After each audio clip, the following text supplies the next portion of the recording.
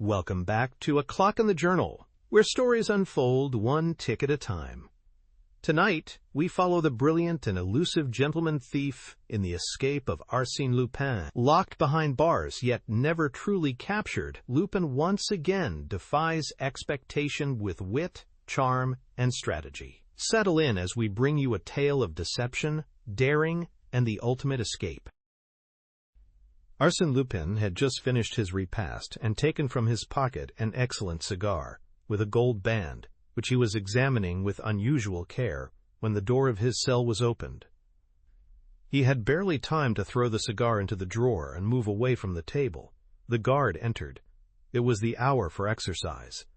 "I was waiting for you, my dear boy," exclaimed Lupin, in his accustomed good humor. They went out together. As soon as they had disappeared at a turn in the corridor, two men entered the cell and commenced a minute examination of it. One was Inspector Dieuzy. The other was Inspector Folenfant. They wished to verify their suspicion that Arsène Lupin was in communication with his accomplices outside of the prison. On the preceding evening, the Grand Journal had published these lines addressed to its court reporter: "Monsieur, in a recent article you referred to me in most unjustifiable terms. Some days before the opening of my trial, I will call you to account. Arsène Lupin." The handwriting was certainly that of Arsène Lupin.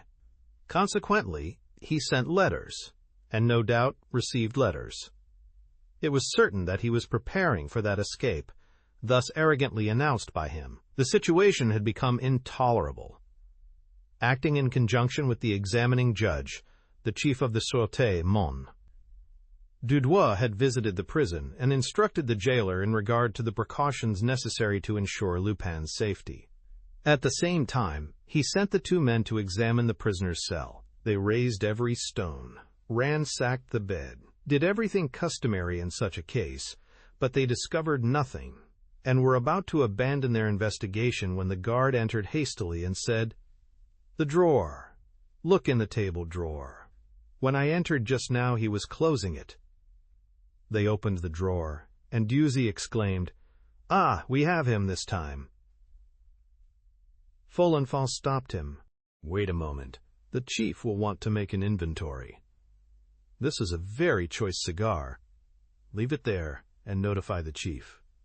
2 minutes later, Dudois examined the contents of the drawer. First, he discovered a bundle of newspaper clippings relating to Arsène Lupin, taken from the Argus de la Presse.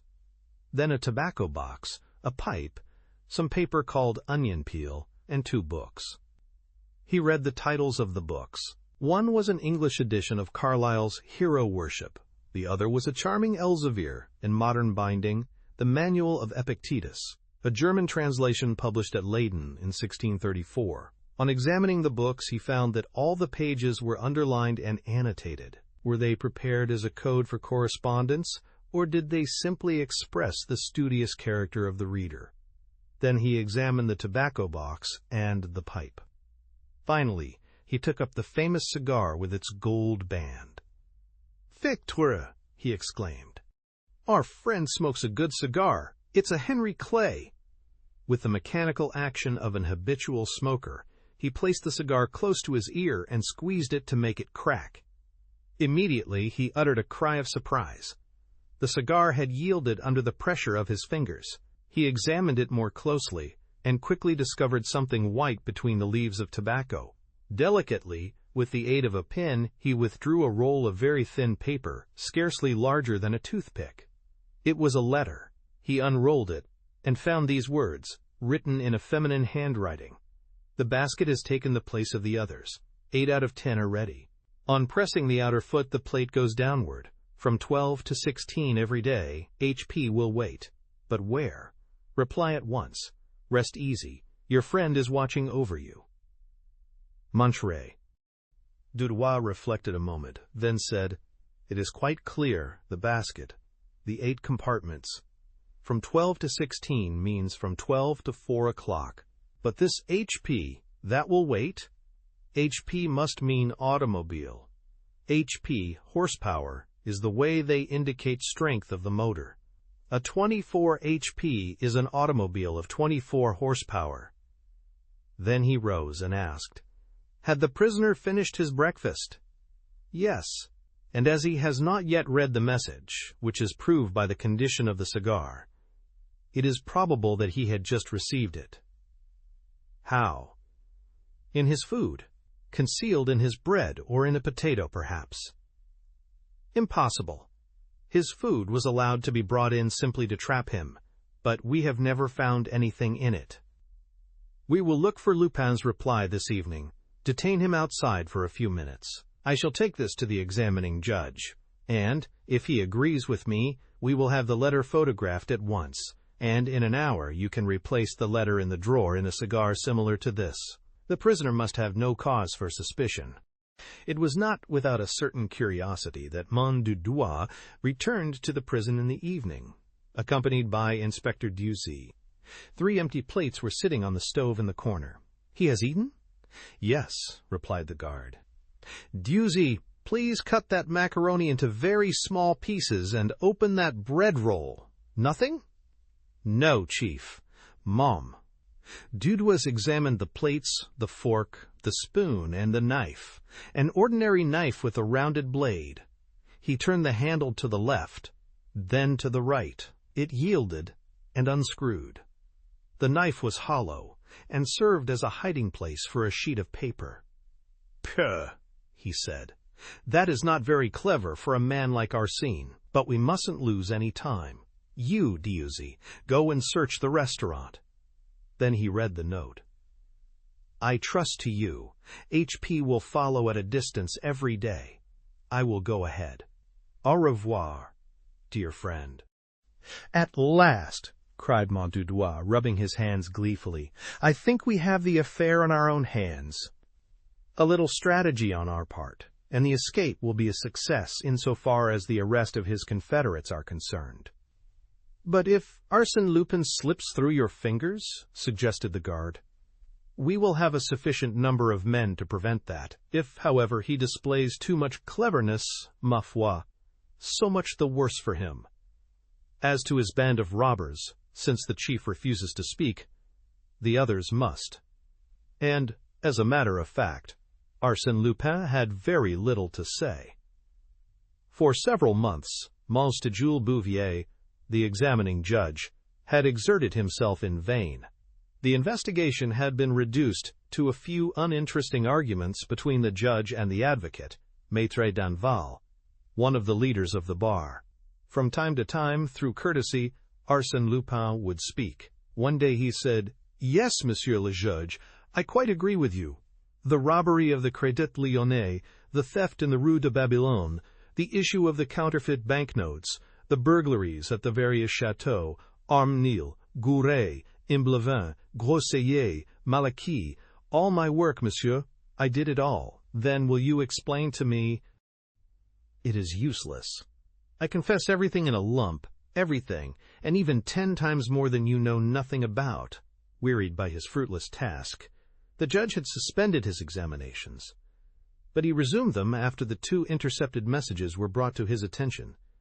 And regularly, at midday, Arsène Lupin was taken from the prison to the dépôt in the prison van with a certain number of other prisoners. They returned about 3 or 4 o'clock. Now, one afternoon this return trip was made under unusual conditions. The other prisoners not having been examined, it was decided to take back Arsène Lupin first. Thus he found himself alone in the vehicle. These prison vans, vulgarly called panniers à salade or salad baskets, are divided lengthwise by a central corridor from which open 10 compartments, 5 on either side. Each compartment is so arranged that the occupant must assume and retain a sitting posture, and consequently the 5 prisoners are seated one upon the other, and yet separated one from the other by partitions. A municipal guard, standing at one end, watches over the corridor.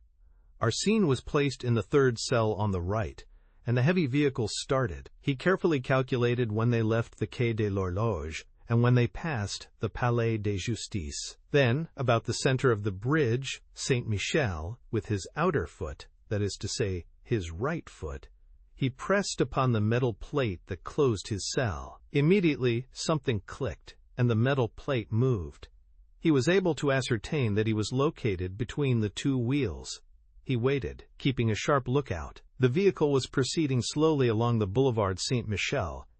At the corner of Saint-Germain it stopped. A truck horse had fallen. The traffic having been interrupted, a vast throng of fiacres and omnibuses had gathered there. Arsène Lupin looked out. Another prison van had stopped close to the one he occupied. He moved the plate still farther, put his foot on one of the spokes of the wheel, and leaped to the ground. A coachman saw him, roared with laughter, then tried to raise an outcry, but his voice was lost in the noise of the traffic that had commenced to move again. Moreover, Arsène Lupin was already far away. He had run for a few steps, but, once upon the sidewalk, he turned and looked around. He seemed to scent the wind like a person who is uncertain which direction to take. Then, having decided, he put his hands in his pockets, and, with the careless air of an idle stroller, he proceeded up the boulevard. It was a warm, bright autumn day, and the cafes were full. He took a seat on the terrace of one of them. He ordered a bock and a package of cigarettes. He emptied his glass slowly, smoked one cigarette, and lighted a second. Then he asked the waiter to send the proprietor to him. When the proprietor came, Arsene spoke to him in a voice loud enough to be heard by everyone. "I regret to say, monsieur, I have forgotten my pocketbook.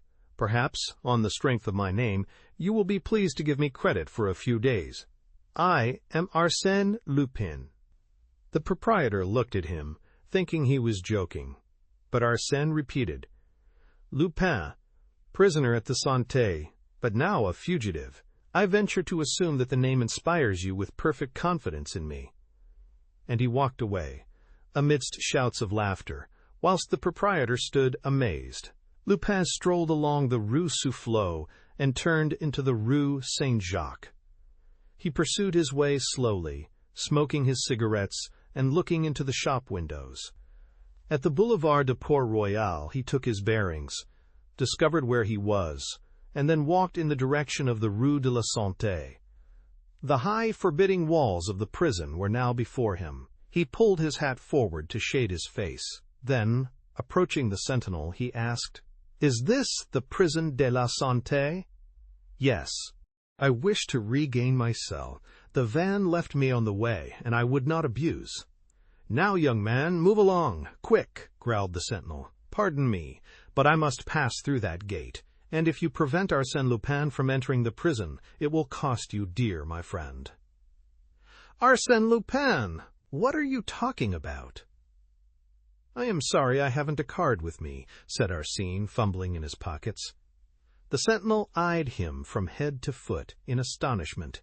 Then, without a word, he rang a bell. The iron gate was partly opened, and Arsene stepped inside. Almost immediately he encountered the keeper of the prison, gesticulating and feigning a violent anger. Arsene smiled and said, "Come, monsieur, don't play that game with me." "What? They take the precaution to carry me alone in the van, prepare a nice little obstruction, and imagine I am going to take to my heels and rejoin my friends. Well, and what about the 20 agents of the Sûreté who accompanied us on foot, in fiacres, and on bicycles? No, the arrangement did not please me. I should not have got away alive. Tell me, monsieur, did they count on that?" He shrugged his shoulders and added, "I beg of you, monsieur, not to worry about me. When I wish to escape, I shall not require any assistance." On the second day thereafter, the Echo de France, which had apparently become the official reporter of the exploits of Arsène Lupin, it was said that he was one of its principal shareholders, published a most complete account of this attempted escape. The exact wording of the messages exchanged between the prisoner and his mysterious friend, the means by which correspondence was constructed, the complicity of the police, the promenade on the Boulevard Saint-Michel, the incident at the Café Soufflot, everything was disclosed. It was known that the search of the restaurant and its waiters by Inspector Giazi had been fruitless, and the public also learned an extraordinary thing which demonstrated the infinite variety of resources that Lupin possessed. The prison van in which he was being carried was prepared for the occasion and substituted by his accomplices for one of the 6 vans which did service at the prison. The next escape of Arsène Lupin was not doubted by anyone. He announced it himself in categorical terms in a reply to Montbouvier on the day following his attempted escape. The judge having made a jest about the affair, Arsene was annoyed, and, firmly eyeing the judge, he said emphatically, "Listen to me, monsieur. I give you my word of honor that this attempted flight was simply preliminary to my general plan of escape." "I do not understand," said the judge. "It is not necessary that you should understand." And when the judge, in the course of that examination which was reported at length in the columns of the Echo de France, when the judge sought to resume his investigation, Arsène Lupin exclaimed with an assumed air of lassitude, Mon Dieu, what's the use? All these questions are of no importance." "What? No importance?" cried the judge. "No, because I shall not be present at the trial." "You will not be present?" "No, I have fully decided on that, and nothing will change my mind." Such assurance, combined with the inexplicable indiscretions that Arsene committed every day, served to annoy and mystify the officers of the law. There were secrets known only to Arsène Lupin, secrets that he alone could divulge. But for what purpose did he reveal them, and how? Arsène Lupin was changed to another cell. The judge closed his preliminary investigation. No further proceedings were taken in his case for a period of 2 months, during which time Arsene was seen almost constantly lying on his bed with his face turned toward the wall. The changing of his cell seemed to discourage him. He refused to see his advocate. He exchanged only a few necessary words with his keepers. During the fortnight preceding his trial, he resumed his vigorous life. He complained of want of air. Consequently, early every morning he was allowed to exercise in the courtyard, guarded by 2 men. Public curiosity had not died out. Every day it expected to be regaled with news of his escape. And, it is true, he had gained a considerable amount of public sympathy by reason of his verve, his gaiety, his diversity, his inventive genius, and the mystery of his life. Arsène Lupin must escape. It was his inevitable fate. The public expected it, and was surprised that the event had been delayed so long. Every morning the prefect of police asked his secretary, "Well, has he escaped yet?" "No, monsieur le préfect. Tomorrow, probably." And on the day before the trial, a gentleman called at the office of the, quote, Grand Journal, asked to see the court reporter, threw his card in the reporter's face, and walked rapidly away. These words were written on the card, "Arsène Lupin always keeps his promises." It was under these conditions that the trial commenced. An enormous crowd gathered at the court. Everybody wished to see the famous Arsène Lupin. They had a gleeful anticipation that the prisoner would play some audacious pranks upon the judge. Advocates and magistrates, reporters and men of the world, actresses and society women were crowded together on the benches provided for the public. It was a dark, somber day with a steady downpour of rain. Only a dim light pervaded the courtroom, and the spectators caught a very indistinct view of the prisoner when the guards brought him in. But his heavy, shambling walk, the manner in which he dropped into his seat, and his passive, stupid appearance were not at all prepossessing. Several times his advocate, one of Mondanval's assistants, spoke to him, but he simply shook his head and said nothing. The clerk read the indictment, then the judge spoke. "Prisoner at the bar, stand up. Your name, age, and occupation?" Not receiving any reply, the judge repeated, "Your name? I ask you your name?" A thick, slow voice muttered, "Baudru Désiré." A murmur of surprise pervaded the courtroom. But the judge proceeded, "Baudru Désiré? Ah, a new alias. Well, as you have already assumed a dozen different names, and this one is, no doubt, as imaginary as the others, we will adhere to the name of Arsène Lupin, by which you are more generally known." The judge referred to his notes and continued, "For despite the most diligent search, your past history remains unknown. Your case is unique in the annals of crime. We know not whom you are, whence you came, your birth and breeding. All is a mystery to us. 3 years ago you appeared in our midst as Arsène Lupin, presenting to us a strange combination of intelligence and perversion, immorality and generosity. Our knowledge of your life prior to that date is vague and problematical. It may be that the man called Rostat, who, 8 years ago, worked with Dixon, the prestidigitator, was none other than Arsène Lupin. It is probable that the Russian student who 6 years ago attended the laboratory of Dr. Altier at the St. Louis Hospital, and who often astonished the doctor by the ingenuity of his hypotheses on subjects of bacteriology and the boldness of his experiments in diseases of the skin, was none other than Arsène Lupin. It is probable also that Arsène Lupin was the professor who introduced the Japanese art of jiu-jitsu to the Parisian public. We have some reason to believe that Arsène Lupin was the bicyclist who won the Grand Prix de l'Exposition, received his 10,000 francs, and was never heard of again.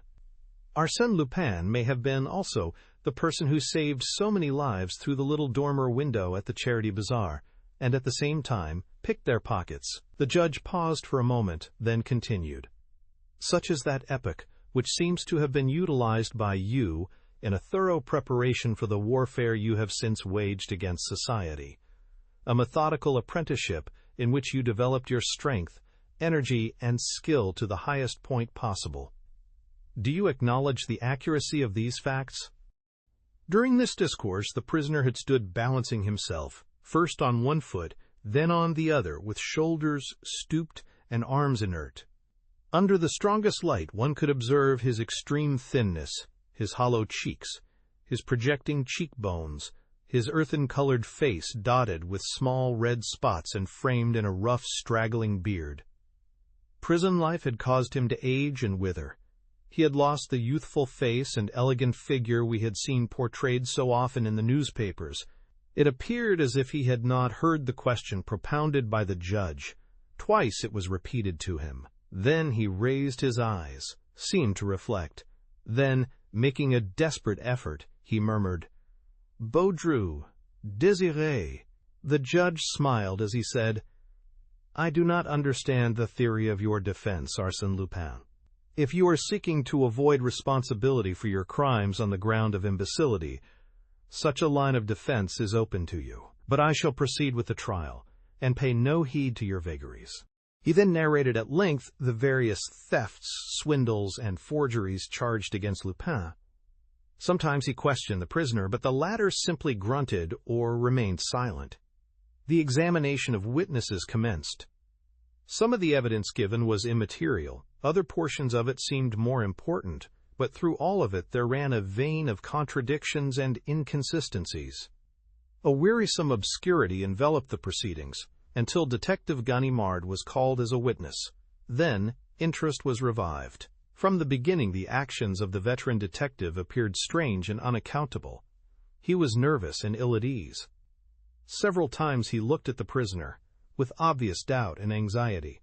Then, with his hands resting on the rail in front of him, he recounted the events in which he had participated, including his pursuit of the prisoner across Europe and his arrival in America. He was listened to with great avidity, as his capture of Arsène Lupin was well known to everyone through the medium of the press. Toward the close of his testimony, after referring to his conversations with Arsène Lupin, he stopped, twice, embarrassed and undecided. It was apparent that he was possessed of some thought which he feared to utter. The judge said to him sympathetically, "If you are ill, you may retire for the present." "No, but—" He stopped, looked sharply at the prisoner, and said, "I ask permission to scrutinize the prisoner at closer range. There is some mystery about him that I must solve." He approached the accused man, examined him attentively for several minutes, then returned to the witness stand, and in an almost solemn voice he said, "I declare on oath that the prisoner now before me is not Arsène Lupin." A profound silence followed the statement. The judge, nonplussed for a moment, exclaimed, "Ah, what do you mean? That is absurd." The detective continued, At first sight there is a certain resemblance, but if you carefully consider the nose, the mouth, the hair, the color of skin, you will see that it is not Arsène Lupin. And the eyes! Did he ever have those alcoholic eyes? Come, come, witness! What do you mean? Do you pretend to say that we are trying the wrong man? In my opinion, yes. Arsène Lupin has in some manner contrived to put this poor devil in his place, unless this man is a willing accomplice. This dramatic denouement caused much laughter and excitement amongst the spectators. The judge adjourned the trial and sent for Mon, Bouvier, the jailer, and guards employed in the prison. When the trial was resumed, Mon, Bouvier, and the jailer examined the accused and declared that there was only a very slight resemblance between the prisoner and Arsène Lupin. "Well, then," exclaimed the judge, "who is this man? Where does he come from? What is he in prison for?" 2 of the prison guards were called, and both of them declared that the prisoner was Arsène Lupin. The judge breathed once more. But one of the guards then said, "Yes, yes, I think it is he." "What?" cried the judge impatiently. "You think it is he? What do you mean by that?" "Well, I saw very little of the prisoner. He was placed in my charge in the evening, and, for 2 months, he seldom stirred, but laid on his bed with his face to the wall." "What about the time prior to those 2 months?" "Before that, he occupied a cell in another part of the prison. He was not in cell 24. Here the head jailer interrupted and said, "We changed him to another cell after his attempted escape." "But you, monsieur, you have seen him during those 2 months?" "I had no occasion to see him. He was always quiet and orderly." "And this prisoner is not Arsène Lupin?" "No." "Then who is he?" demanded the judge. "I do not know." "Then we have before us a man who was substituted for Arsène Lupin 2 months ago." "How do you explain that?" "I cannot." In absolute despair, the judge turned to the accused and addressed him in a conciliatory tone. "Prisoner, can you tell me how, and since when, you became an inmate of the Prison de la Santé?" The engaging manner of the judge was calculated to disarm the mistrust and awaken the understanding of the accused man. He tried to reply. Finally, under clever and gentle questioning, he succeeded in framing a few phrases from which the following story was gleaned. 2 months ago he had been taken to the dépôt, examined, and released. As he was leaving the building, a free man, he was seized by 2 guards and placed in the prison van. Since then he had occupied cell 24. He was contented there, plenty to eat, and he slept well, so he did not complain. All that seemed probable, and amidst the mirth and excitement of the spectators, the judge adjourned the trial until the story could be investigated and verified. The following facts were at once established by an examination of the prison records. 8 weeks before, a man named Baudru Désiré had slept at the dépôt. He was released the next day and left the dépôt at 2 o'clock in the afternoon. On the same day at 2 o'clock, having been examined for the last time, Arsène Lupin left the dépôt in a prison van. Had the guards made a mistake? Had they been deceived by the resemblance and carelessly substituted this man for their prisoner? Another question suggested itself. Had the substitution been arranged in advance?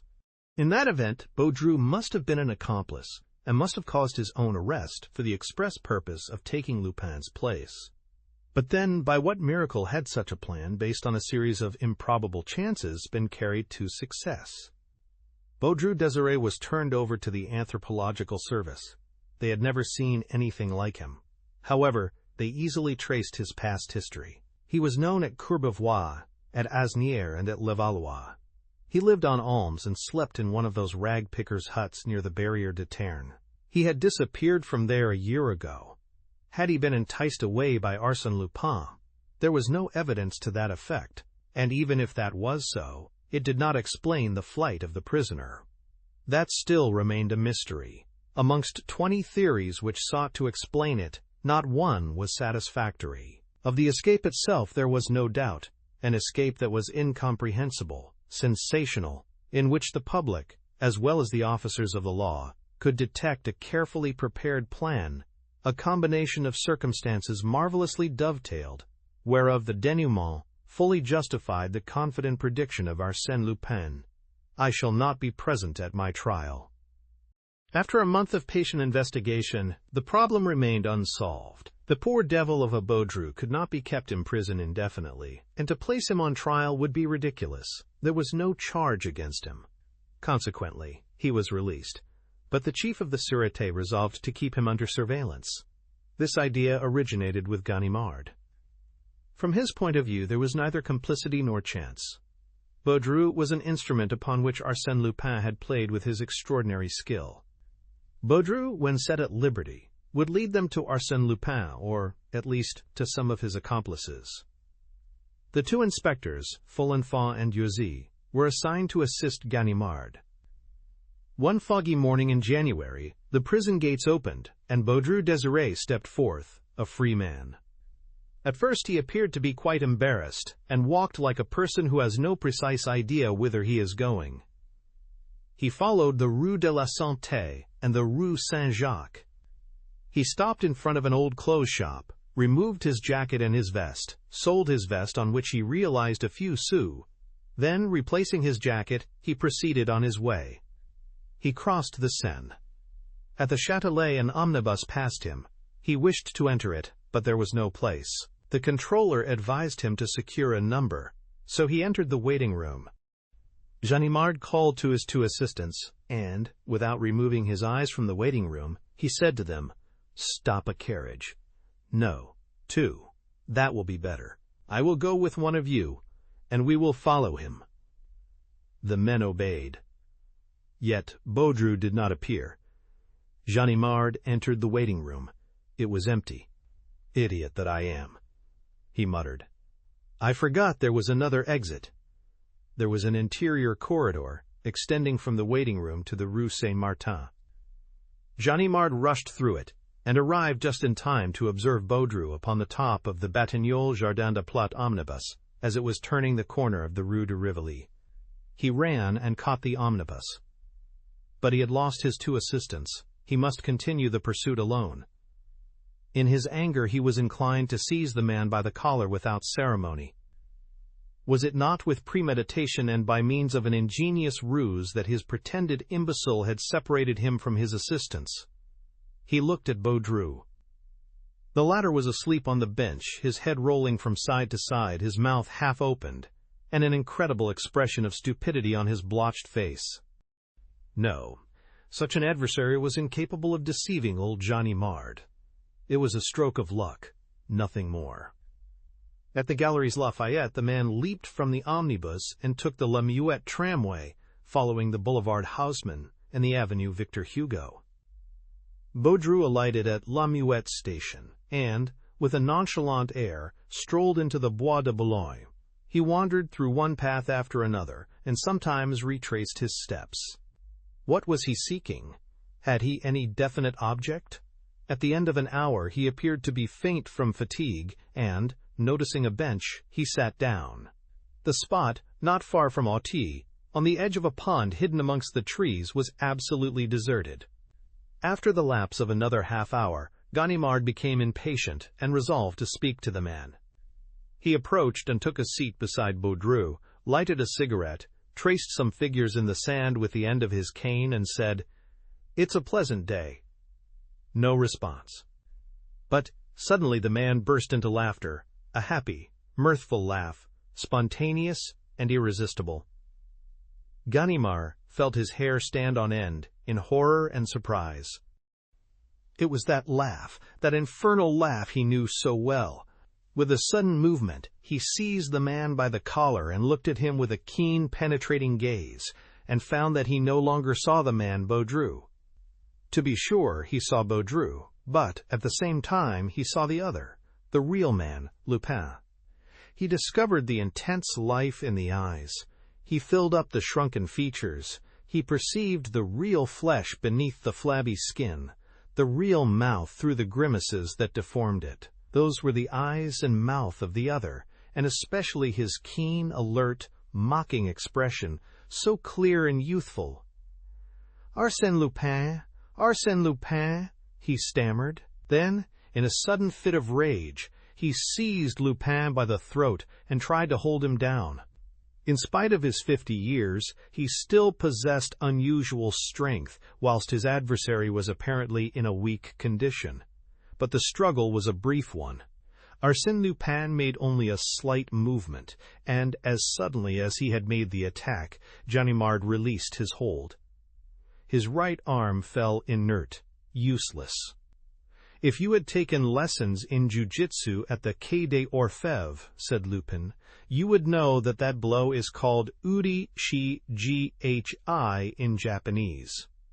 A second more, and I would have broken your arm, and that would have been just what you deserve. I am surprised that you, an old friend whom I respect and before whom I voluntarily expose my incognito, should abuse my confidence in that violent manner. It is unworthy. Ah!" "What's the matter?"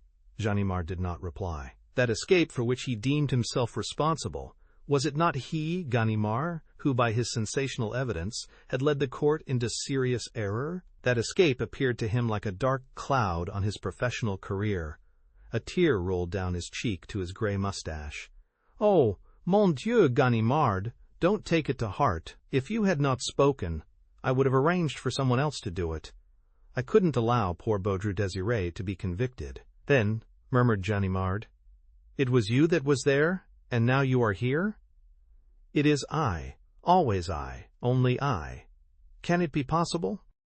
"Oh, it is not the work of a sorcerer. Simply, as the judge remarked at the trial, the apprenticeship of a dozen years that equips a man to cope successfully with all the obstacles in life." "But your face, your eyes?" "You can understand that if I worked 18 months with Dr. Altier at the St. Louis Hospital, it was not out of love for the work. I considered that he, who would one day have the honor of calling himself Arsène Lupin, ought to be exempt from the ordinary laws governing appearance and identity." "Appearance?" "That can be modified at will. For instance, a hypodermic injection of paraffin will puff up the skin at the desired spot. Pyrogallic acid will change your skin to that of an Indian. The juice of the greater celandine will adorn you with the most beautiful eruptions and tumors. Another chemical affects the growth of your beard and hair. Another changes the tone of your voice. Add to that 2 months of dieting in cell 24. Exercises repeated 1,000 times to enable me to hold my features in a certain grimace, to carry my head at a certain inclination, and adapt my back and shoulders to a stooping posture. Then 5 drops of atropine in the eyes, to make them haggard and wild, and the trick is done. I do not understand how you deceive the guards. The change was progressive. The evolution was so gradual that they failed to notice it. But Baudru Désiré. Baudru exists. He is a poor, harmless fellow whom I met last year. And really, he bears a certain resemblance to me. Considering my arrest as a possible event, I took charge of Baudru and studied the points wherein we differed in appearance, with a view to correct them in my own person. My friends caused him to remain at the depot overnight, and to leave there next day about the same hour as I did, a coincidence easily arranged. Of course, it was necessary to have a record of his detention at the depot in order to establish the fact that such a person was a reality. Otherwise, the police would have sought elsewhere to find out my identity. But in offering to them this excellent Baudru, it was inevitable, you understand, inevitable that they would seize upon him, and, despite the insurmountable difficulties of a substitution, they would prefer to believe in a substitution than confess their ignorance. Yes, of course," said Ganimard. "And then," exclaimed Arsène Lupin, "I held in my hands a trump card, an anxious public watching and waiting for my escape. And that is the fatal error into which you fell, you and the others, in the course of that fascinating game pending between me and the officers of the law wherein the stake was my liberty. And you supposed that I was playing to the gallery, that I was intoxicated with my success. I, Arsène Lupin, guilty of such weakness? Oh, no! And, no longer ago than the Cahorn affair, you said, 'When Arsène Lupin cries from the housetops that he will escape, he has some object in view.' But, sapristi, you must understand that in order to escape, I must create, in advance, a public belief in that escape, a belief amounting to an article of faith, an absolute conviction, a reality as glittering as the sun.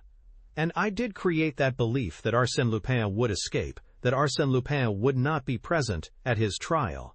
And when you gave your evidence and said, that man is not Arsène Lupin, everybody was prepared to believe you. Had one person doubted it? Had anyone uttered this simple restriction? Suppose it is Arsène Lupin. From that moment I was lost. If anyone had scrutinized my face, not imbued with the idea that I was not Arsène Lupin, as you and the others did at my trial, but with the idea that I might be Arsène Lupin, then, despite all my precautions, I should have been recognized. But I had no fear. Logically, psychologically, no one could entertain the idea that I was Arsène Lupin. He grasped Ganimard's hand. Come, Ganimard, confess that on the Wednesday after our conversation in the Prison de la Santé, you expected me at your house at 4 o'clock, exactly as I said I would go. And your prison van, said Ganimard, evading the question. A bluff. Some of my friends secured that old unused van and wished to make the attempt, but I considered it impractical without the concurrence of a number of unusual circumstances. However, I found it useful to carry out that attempted escape and give it the widest publicity. An audaciously planned escape, though not completed, gave to the succeeding one the character of reality simply by anticipation. So that the cigar, hollowed by myself as well as the knife, and the letters, written by me, and the mysterious correspondent, did not exist. Ganimard reflected a moment, then said, when the Anthropological Service had Baudru's case under consideration, why did they not perceive that his measurements coincided with those of Arsène Lupin? My measurements are not in existence. Indeed, at least, they are false. I have given considerable attention to that question. In the first place, the Bertillon system records the visible marks of identification, and you have seen that they are not infallible. And, after that, the measurements of the head, the fingers, the ears, etc. Of course, such measurements are more or less infallible. Absolutely. No, but it costs money to get around them. Before we left America, one of the employees of the service there accepted so much money to insert false figures in my measurements. Consequently, Baudru's measurements should not agree with those of Arsène Lupin. After a short silence, Ganimard asked, "What are you going to do now?" "Now," replied Lupin, "I am going to take a rest, enjoy the best of food and drink, and gradually recover my former healthy condition. It is all very well to become Baudru or some other person, on occasion, and to change your personality as you do your shirt, but you soon grow weary of the change. I feel exactly as I imagine the man who lost his shadow must have felt, and I shall be glad to be Arsène Lupin once more." He walked to and fro for a few minutes. Then, stopping in front of Ganimard, he said, "You have nothing more to say, I suppose?" "Yes. I should like to know if you intend to reveal the true state of facts connected with your escape. The mistake that I made." "Oh, no one will ever know that it was Arsène Lupin who was discharged. It is to my own interest to surround myself with mystery, and therefore I shall permit my escape to retain its almost miraculous character. So have no fear on that score, my dear friend. I shall say nothing. And now, goodbye. I am going out to dinner this evening, and have only sufficient time to dress." Though you wanted a rest. "Ah, there are duties to society that one cannot avoid. Tomorrow I shall rest." "Where do you dine tonight?" "With the British ambassador!"